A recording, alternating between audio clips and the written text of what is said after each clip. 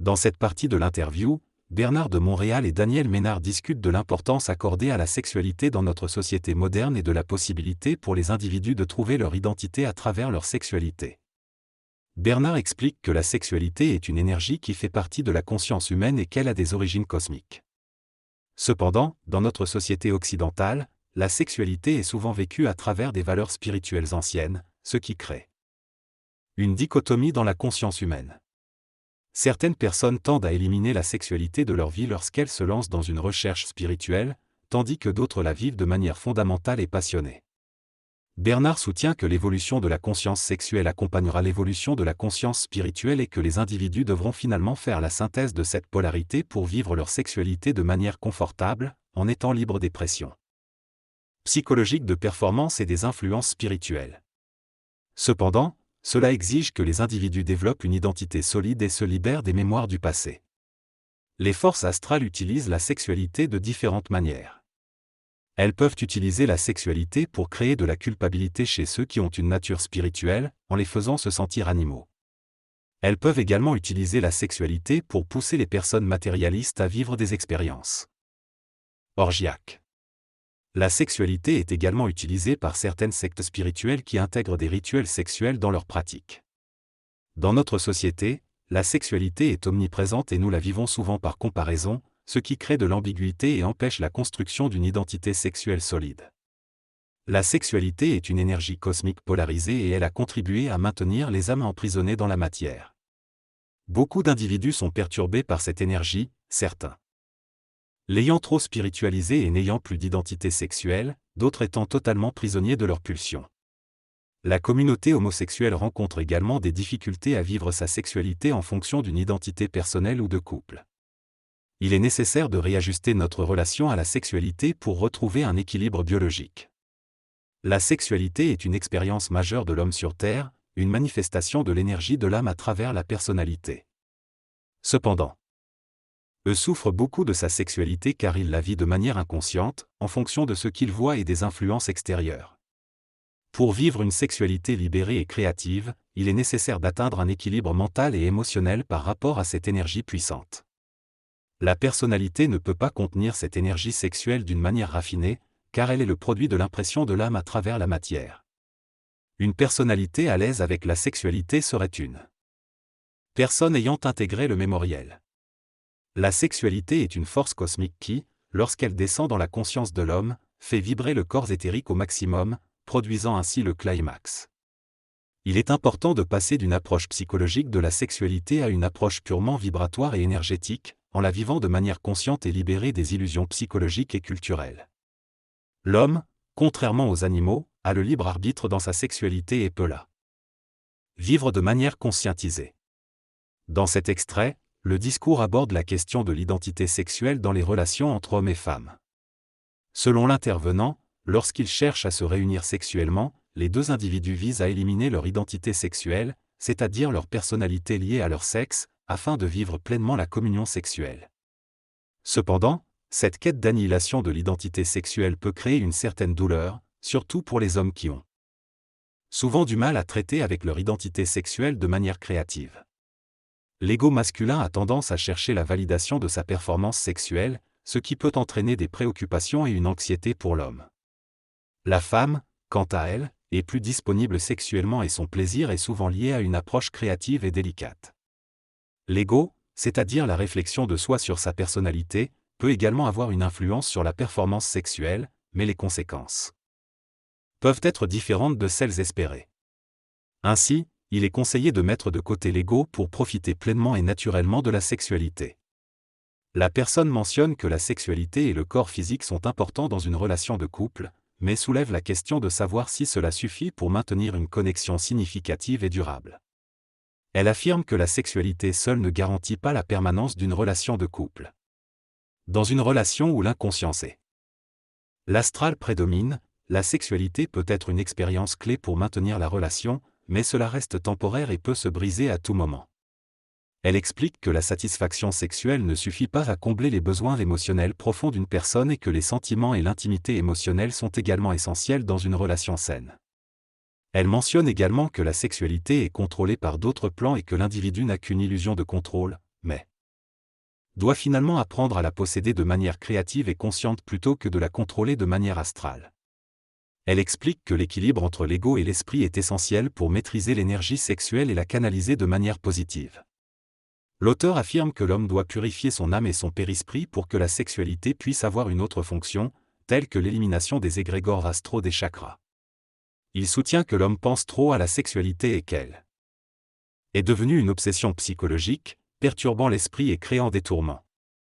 Il mentionne également que certains pratiquent le tantrisme pour manipuler cette énergie sexuelle en vue d'obtenir des pouvoirs matériels, mais il met en garde contre les dangers de la manipulation des forces occultes, qui peuvent mener à la création de sectes et à la pratique de magie noire.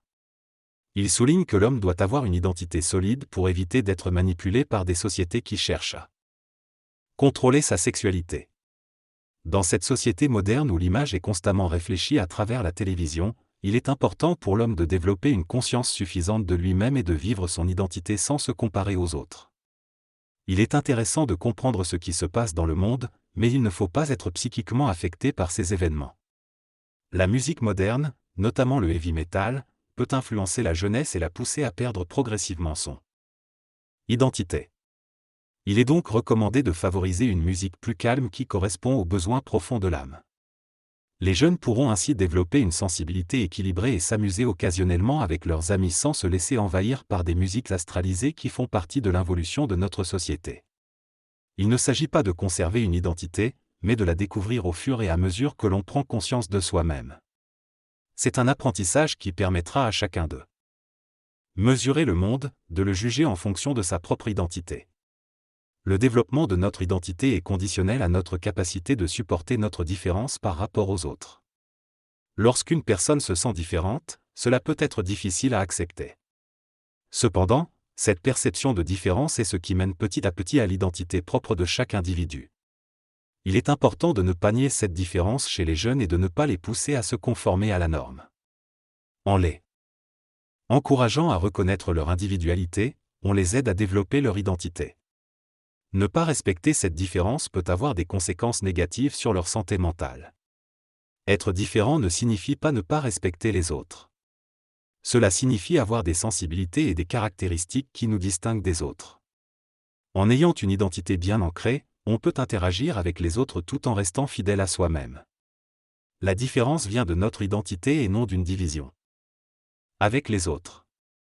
Lorsque nous sommes pleinement intégrés et en paix avec notre identité, nous pouvons partager et nous adapter aux autres sans ressentir cette différence de manière négative. Le développement de notre identité se fait tout au long de notre vie. Lorsque nous naissons, nous sommes guidés par des aides spirituelles qui nous aident à nous manifester. Mais à un certain moment, cette connexion se brise et nous commençons à développer notre identité individuelle. Si nous ne sommes pas brimés dans ce processus, nous pouvons prendre conscience de notre identité dès l'âge de 7 ans. Il est important de soutenir les jeunes dans leur développement identitaire et de les encourager à reconnaître et à accepter leurs différences. Cela contribuera à leur bonheur et à leur bien-être. Selon Bernard de Montréal, chez l'enfant, l'esprit spirituel est dominant jusqu'à environ l'âge de 7 ans. Mais à partir de 7 ans, l'esprit commence à entrer en contact avec l'ego, ce qui peut engendrer une sorte d'égocentrisme chez l'enfant. Si ce développement n'est pas entravé par les parents et que l'enfant est progressivement amené à vivre son identité spirituelle, il grandira dans cette identité. Cependant, si les parents eux-mêmes n'ont pas une identité claire et sont perturbés par leurs propres problèmes émotionnels, cela peut nuire à l'enfant. Les parents ont donc une grande responsabilité dans l'éducation de leurs enfants. Si les parents deviennent plus conscients et plus intelligents, la société évoluera et les enfants en bénéficieront. En ce qui concerne l'identité sexuelle, l'autonomie est essentielle. L'identité sexuelle implique une autonomie dans les processus de décision, mentaux, émotionnels, de prise de conscience de soi et de créativité. Lorsque les individus vivent leur identité sexuelle, ils la vivent selon leur rythme personnel réel. Si les deux partenaires sont dans leur identité, leur énergie sexuelle ne sera pas perturbée, et ils pourront vivre une communion sexuelle. La désynchronisation sexuelle qui peut apparaître dans un couple au fil du temps n'est pas nécessairement liée à la recherche de l'autonomie ou de l'identité individuelle. Cela peut être dû au fait que l'énergie astrale qui a initialement créé la connexion entre les deux personnes diminue. Cette désynchronisation est un test de la capacité du couple à rester ensemble malgré la diminution de cette énergie primaire, afin de renforcer leurs relations sur des bases plus profondes. Dans cette conversation, il est mentionné que l'astralité des corps est utilisée par les forces cosmiques pour amener les individus ensemble dans une relation passionnée et amoureuse.